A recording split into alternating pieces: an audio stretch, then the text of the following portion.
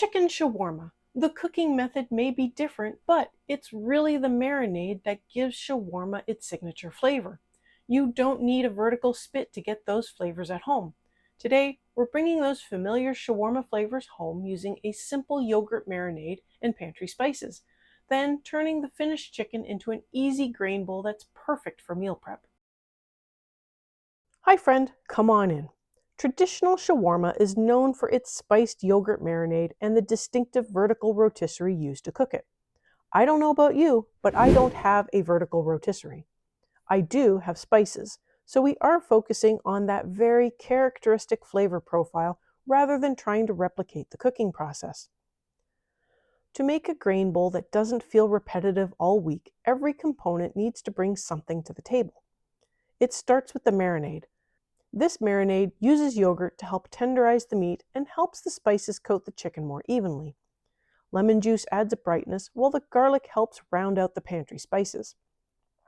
To about 3/4 of a cup of plain yogurt, add 2 tablespoons each of olive oil and lemon juice and 4 cloves of garlic minced.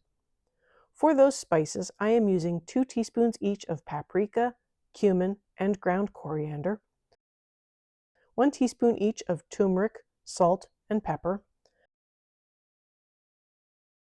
half teaspoon of cinnamon, and a little cayenne, which is optional. I want to mix these together to ensure the spices are evenly distributed. For the meat, I am using chicken thighs. If you watched my shredded chicken video, you know the reason for this. Chicken thighs stay moist much more easily than chicken breasts, making them ideal for both high heat cooking and meal prep. They also reheat beautifully, making them perfect for the grain bowls and wraps you'll enjoy over several days. Use chicken breasts only if you are monitoring the temperature closely to not overshoot, and cut them in half to ensure a quicker cook time.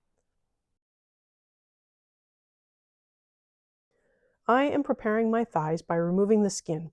These have been previously deboned, and I ensured any extra fat and cartilage had been removed. Combine the chicken and marinade together, either in a bag or container, and stir to coat evenly. You want every part of the chicken to be coated to ensure even flavoring. Let this marinate up to 1 day. A longer marinating time produces a deeper flavor and allows the flavors time to develop by rehydrating the spices. 4 hours is a good target, but overnight develops the best flavor. I am using an enameled cast iron pan.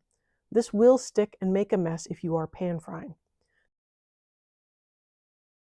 This can definitely be oven roasted at 425 Fahrenheit or 220 Celsius or grilled for a slightly less messy option. I want to get a nice crisp on the outside while trying to not overcrowd the pan. That contrast between the caramelized chicken and the fresh vegetables is one of the things that keeps the finished bowl interesting. This is an overcrowded pan. It happens, but it slows down the browning process. The longer you can let each piece sit undisturbed, the better the caramelized crust will be. And yes, some of that crust will stick to the pan when you flip.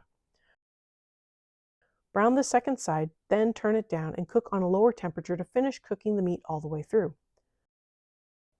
160 Fahrenheit or 70 Celsius is technically cooked.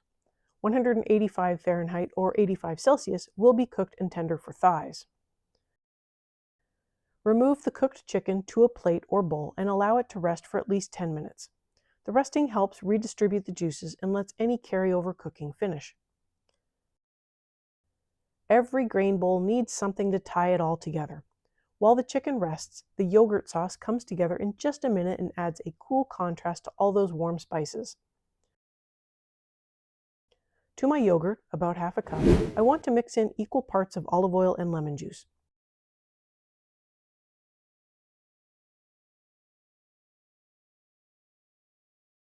Season with salt, onion powder, and garlic powder to taste. Adjust the spices how you like them. Give that a quick stir and set aside. Now that the chicken has had a chance to rest, I want to cut the meat in long, slanting strips. This simulates how they would be sliced off the vertical spit. If you find the pieces are too long, they can be cut in half. I am aiming for about 1/4 inch or 1/2 centimeter in thickness. Not shredded, but not chunky. For a final finish, the pieces can be optionally crisped a little under the broiler or tossed back in the pan for a quick crisping. Now we have everything we need to build the bowl. Start with warm rice or your favorite cooked grain. Then layer on the sliced shawarma chicken, fresh vegetables, tangy pickled onions, and finish with the yogurt sauce. The warm grains make this more filling. The cool vegetables keep it fresh. Tangy pickled onions brighten everything up. The spiced chicken adds a burst of flavor, and the creamy yogurt sauce cools the spices. You get contrast in temperature, texture, and flavor with every bite. Everything works together, complementing and enhancing each component. Everything stores very well for building fast meals, easy lunches, or mix and matching during the week. Store each component separately. Build a grain bowl today. Use any leftovers in wraps, salads, or pitas throughout the rest of the week. If you've already made the hummus or pita from previous videos, those pair wonderfully with this chicken as well. Today, I'm building a grain bowl, but these same components are easy to mix and match throughout the week. You don't need specialty equipment to enjoy the flavors that make chicken shawarma so popular. A simple yogurt marinade, pantry spices, and properly cooked chicken thighs get you most of the way there. From there, it's easy to build grain bowls, wraps, or salads throughout the week. How would you serve your shawarma chicken?